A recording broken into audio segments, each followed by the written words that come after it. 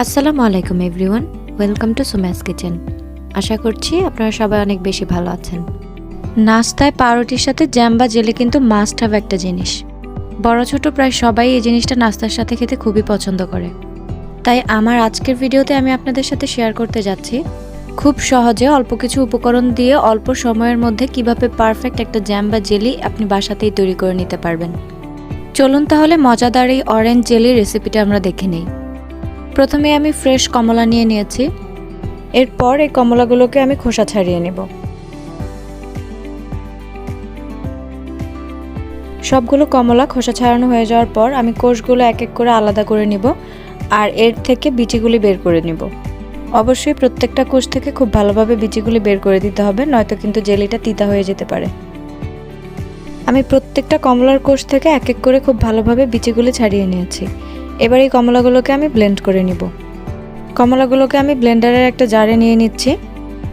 আর এরপর কমলাটা ব্লেন্ড করার ক্ষেত্রে কিন্তু কোনো পানি আমি এখানে ইউজ করব না, একদমই পানি ছাড়া আমি এটাকে এখন ব্লেন্ড করে নিচ্ছি। ব্লেন্ড করা হয়ে যাওয়ার পর একটা মিক্সিং বোলের উপর আমি একটা স্ট্রেনার দিয়ে নিয়েছি আর এর মধ্যে ব্লেন্ড করে নেওয়া কমলার জুসটা ঢেলে নিচ্ছি। জুসটা কিছুটা ভারী হওয়ার কারণে একটা স্প্যাচুলার সাহায্যে এভাবে হাত দিয়ে নেড়ে নেড়ে এই জুসটা ছেঁকে নিতে হবে। আমি একটা স্প্যাচুলার সাহায্যে চেপে চেপে কমলার ফ্রেশ জুসটা বের করে নিচ্ছি। দেখুন জুসটা দেখতেও কতটা সুন্দর লাগছে। স্ট্রেনারের মধ্যে কমলার খোসার যে অংশগুলো রয়েছে এগুলোকে এবার আমি ফেলে দিব। এখানে প্রায় 2 কাপ পরিমাণ কমলার জুস হয়েছে। এবার আমি চলে যাচ্ছি সরাসরি চুলায়। আমি প্রথমে একটা প্যান বসিয়ে নিয়ে সেখানে 1/3 কাপ পরিমাণ চিনি দিয়ে দিচ্ছি। এরপর চিনির মধ্যে দিয়ে দিচ্ছি 1 কাপ পরিমাণ পানি। আপনারা চাইলে কিন্তু চিনির পরিমাণটা বাড়িয়ে বা কমিয়ে দিতে পারেন, সেটা আপনাদের টেস্টের উপর বেস করে। এবার হালকাভাবে একটু নেড়েচেড়ে চিনিটাকে আমি পানির সাথে মিশিয়ে নিচ্ছি। চুলার আঁচটা মিডিয়ামে রেখে জাল করে নিলে কিন্তু কিছুক্ষণের মধ্যেই চিনিটা গলে যাবে। চিনিটা পুরোপুরিভাবে গলে যাওয়ার পর এখানে আমি দিয়ে দিচ্ছি 1/2 চা চামচ পরিমাণ অরেঞ্জ ফ্লেভার। যদিও এটা অপশনাল, বাট জেলিতে এটা অ্যাড করলে কিন্তু খুব সুন্দর একটা ফ্লেভার আসে আর কালারটাও খুব সুন্দর হয়। এই অবস্থায় কিন্তু এটা পানির সাথে খুব ভালোভাবে মিশে গিয়েছে। এবার আমি দিয়ে দিচ্ছি অরেঞ্জের জুস। সম্পূর্ণটা একবারই আমি এর মধ্যে ঢেলে দিচ্ছি। এরপর হালকাভাবে নেড়েচেড়ে আমি এটাকে মিশিয়ে নিচ্ছি। এবার চুলার আঁচটা মিডিয়ামে রেখে আমি বলক আসা পর্যন্ত এভাবেই জাল করে নিব। এরপরে আমি নিয়ে নিচ্ছি জিলাটিন পাউডার। আপনারা কিন্তু যে কোনো গ্রোসারি শপ কিংবা সুপার শপে জিলাটিন পাউডার কিনতে পারবেন। আর জেলি তৈরির ক্ষেত্রে কিন্তু জিলাটিনটা অবশ্যই লাগবে। আমি জিলাটিনটা একটা বাটির মধ্যে ঢেলে নিয়েছি। এদিকে চুলায় অরেঞ্জ জুসে কিন্তু খুব ভালোভাবে বলক চলে এসেছে। এটাতে ভালোভাবে বলক চলে আসার পর চুলার আঁচটা একদমই লোতে করে দিতে হবে। এই অবস্থায় চুলার আঁচটা আমি একদমই লো করে দিয়েছি আর চুলার আঁচটা একদমই লোতে রেখেই কিন্তু বাকি কাজটা করতে হবে। এখানে 2 টেবিল চামচ পরিমাণ জিলাটিন পাউডার হবে, আমি সবটাই দিয়ে দিচ্ছি। এরপর এই জিলাটিন পাউডারটাকে খুব ভালোভাবে একটু সময় নিয়ে মিশিয়ে নিতে হবে। দেখুন এই অবস্থায় কিন্তু আমার জিলাটিন পাউডারটা খুব ভালোভাবে মেশানো হয়ে গেছে আর মেশানো হয়ে যাওয়ার পর থেকেই এটা আস্তে আস্তে ঘন হতে শুরু করবে।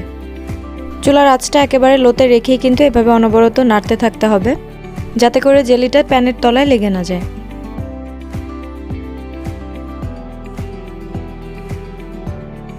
আবারও কিছুটা বলক চলে এসেছে আর এই অবস্থায় কিন্তু এটা অনেকখানি ঘন হয়ে গেছে। এবার আমি চুলাটাকে বন্ধ করে এটা উঠিয়ে রাখবো আর কিছুটা ঠান্ডা হওয়া পর্যন্ত অপেক্ষা করব। কিছুটা ঠান্ডা হয়ে যাওয়ার পর আমি এটাকে একটা মগে ঢেলে নিয়েছি জারে ঢালার সুবিধার্থে।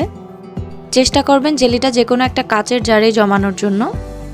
আমি একটা কাচের জারে সম্পূর্ণ জেলিটা ঢেলে নিচ্ছি।